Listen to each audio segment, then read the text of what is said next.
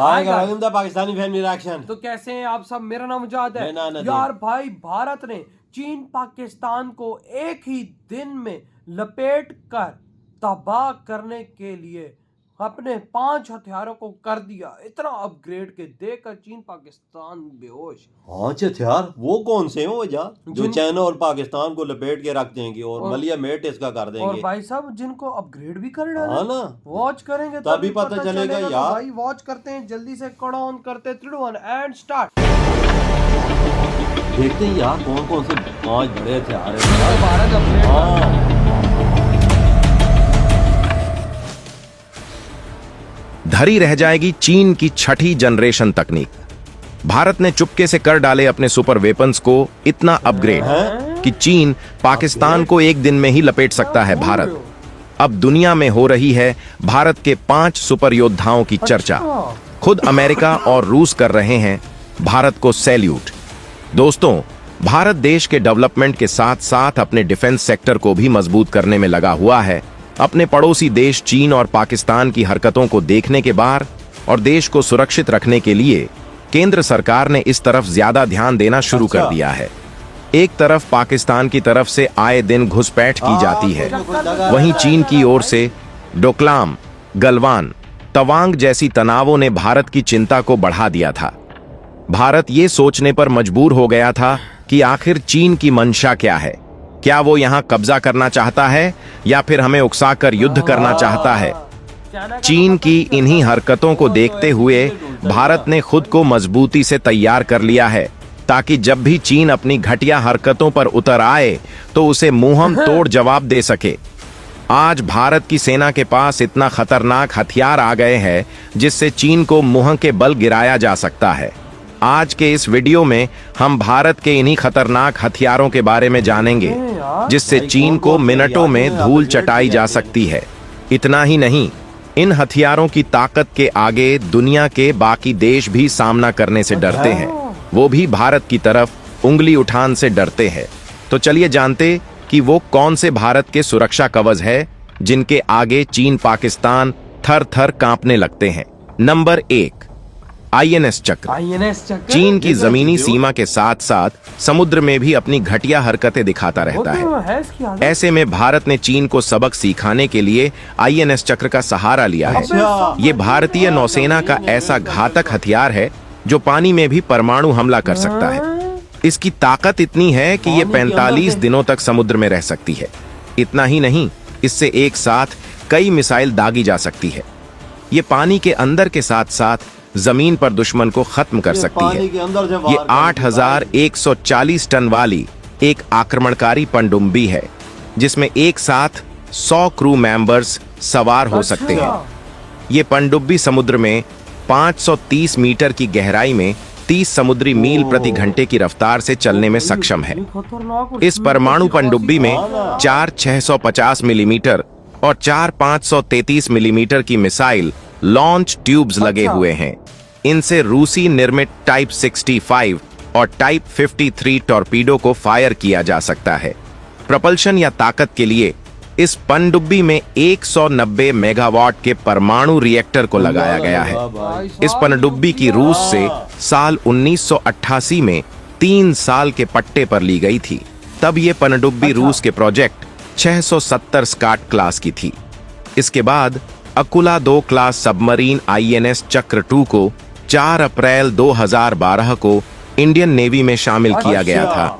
Number 2, Pinaka MLRS। दोस्तों, भारत का खुद का बनाया गया ये हथियार इतना ताकत रखता है कि ये अकेले ही युद्ध के रुख को बदल सकता है। ये भगवान शिव के धनुष के नाम पर विकसित किया गया है।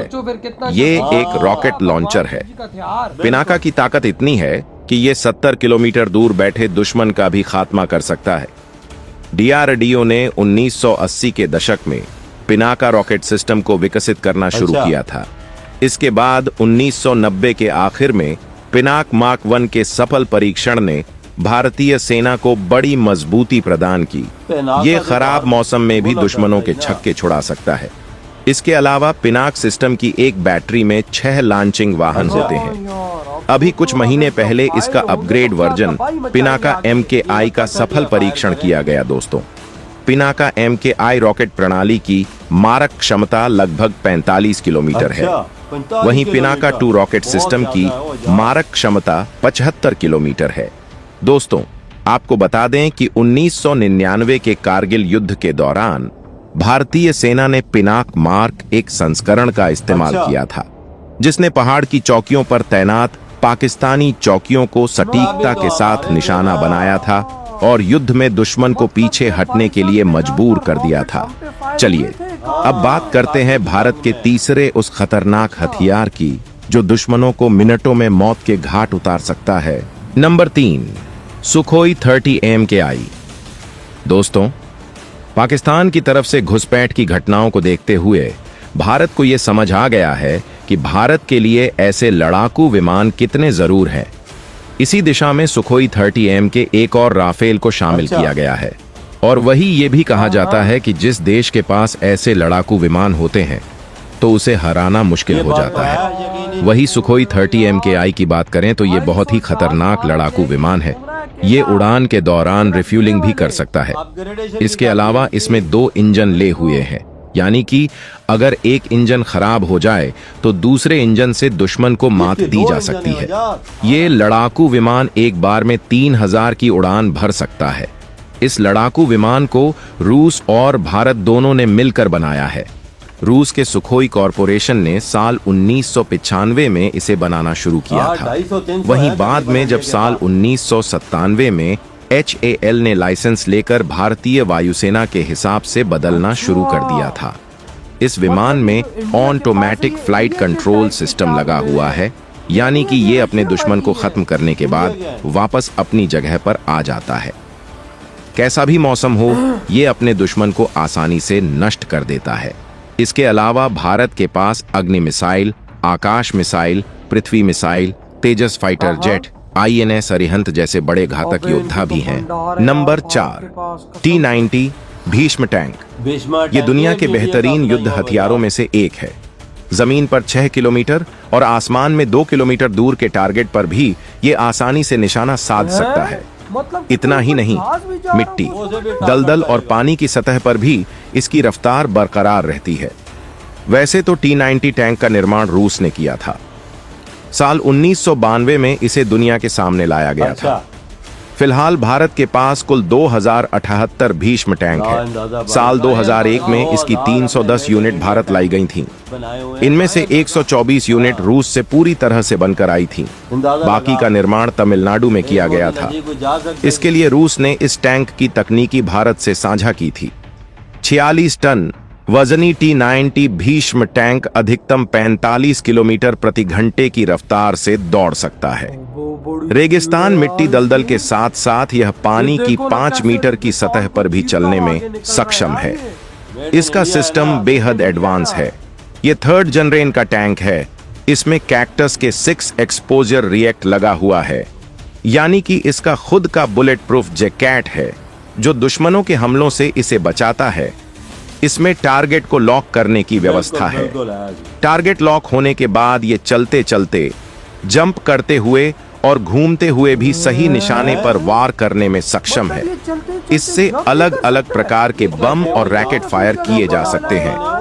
आमतौर पर टैंक को चलाने में 4 से 5 लोगों की आवश्यकता होती है, लेकिन T-90 भीष्म टैंक महज 3 लोग ही चला सकते हैं। इनमें एक कमांडर, दूसरा गनर और तीसरा ड्राइवर होता है। इसकी इन्हीं खूबियों की वजह से इसे दुनिया के शानदार युद्ध हथियारों में से एक माना जाता है। नंबर 5, नामिका नाग मिसाइल। इस मिसाइल की ताकत इतनी है कि ये अपने टारगेट का पता लगाकर उसे नष्ट करके ही मानती है। देश में पाए जाने वाले कोबरा सांप के नाम पर इस मिसाइल का नाम रखा गया है। सिर्फ नाम ही नहीं, इसका वार भी कोबरा जैसा ही है। नाग मिसाइल का एक वार दुश्मन के खेमे में खलबली मचाने के लिए काफी है। नाग मिसाइल के अलग अलग वेरिएंट्स की रेंज 500 मीटर से 20 किलोमीटर तक है। इसका guidance system fire and forget है, मतलब एक बार दाग दिया तो टैंक को तबाह कर ही दम लेगी। दिन हो या रात, किसी भी मौसम में नाग मिसाइल को फायर किया जा सकता है। नाग में advanced passive missile homing guidance system लगा है, जिससे इसे हाई सिंगल शॉट किल प्रोबेबिलिटी मिलती है। नाग मिसाइल 828 किलोमीटर प्रति घंटा की रफ्तार से अपने टारगेट को हिट कर सकती है। मतलब नाग मिसाइल को 10 साल तक मेंटेन करने की जरूरत भी नहीं, सिर्फ 43 किलो वजनी। यह मिसाइल 828 किलोमीटर प्रति घंटा की अधिकतम रफ्तार से दागी जा सकती है। इस मिसाइल को मिसाइल मैन डो एपीजे अब्दुल कलाम के नेतृत्व में बनाया गया था। इसके 5 वेरिएंट मौजूद है, जिसे डीआरडीओ ने बनाया है। इस मिसाइल को ब्रह्मास्त्र मिसाइल भी कहा जाता है। भाई ये वाला missile sir Abdul Kalam sir यानी भारत की जो शान है वो उनकी देन है यार भारत को।